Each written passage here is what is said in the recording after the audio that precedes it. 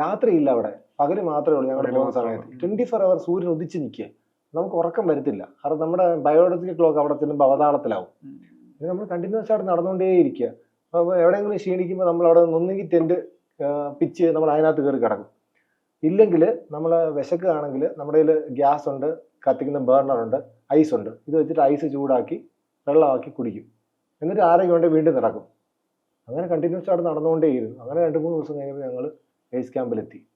പിന്നെ ഈ 17,000 അടിയിൽ ഉണ്ടാകുന്ന ബുദ്ധിമുട്ട് ഈ താഴോട്ട് വരുമ്പോൾ ഉണ്ടാവത്തില്ല. കാരണം ഹൈറ്റിലാകുമ്പോൾ നമുക്ക് ഓട്ടോമാറ്റിക്കലി നമ്മുടെ ബോഡിക്ക് ഭയങ്കര സ്ട്രെയിൻ ആയിരിക്കും. നമുക്ക് ഉറക്കം കിട്ടത്തില്ല, വിശപ്പുണ്ടാവത്തില്ല, ബാത്റൂമിൽ പോകാൻ പറ്റത്തില്ല, അങ്ങനെ പ്രശ്നമുണ്ടാകും. പക്ഷെ അത് താഴോട്ട് വരുന്നതോടെ നമുക്ക് തന്നെ ഓട്ടോമാറ്റിക്കായിട്ട് എനർജി വരും. കാരണം ഓക്സിജൻ കുറച്ചുകൂടെ വരുമല്ലോ. അങ്ങനെ താഴോട്ട് വന്നപ്പോൾ പുള്ളിക്കാരി കുറച്ചുകൂടെ ഹെൽത്തി ആയി. പക്ഷെ എന്നാലും ഫസ്റ്റ് ടൈം തെനാലി വരുന്ന ഒരാൾക്ക് വലിയ ബുദ്ധിമുട്ടുണ്ടാകും. കാരണം ഈ വെയിറ്റ് വലിച്ചോണ്ടേ സ്ലെഡ്ജിനകത്ത് നമ്മളൊരു 40 kg വെക്കും, ബാക്കി ഒരു 15-20 kg നമ്മുടെ ബാഗിലായിരിക്കും. ഈ ബാഗിൽ ആണ് നമ്മൾ സ്ലെഡ്ജിന്റെ കയറ് കെട്ടുന്നത്. അപ്പം മേളിലോട്ട് പോകുമ്പോൾ ഈ ബാഗിൽ പ്രഷർ വരും, ഈ സ്ലെഡ്ജിന്റെ. അത് നമ്മുടെ നടുവിലോട്ട് ഡയറക്റ്റ് വരുന്നത്.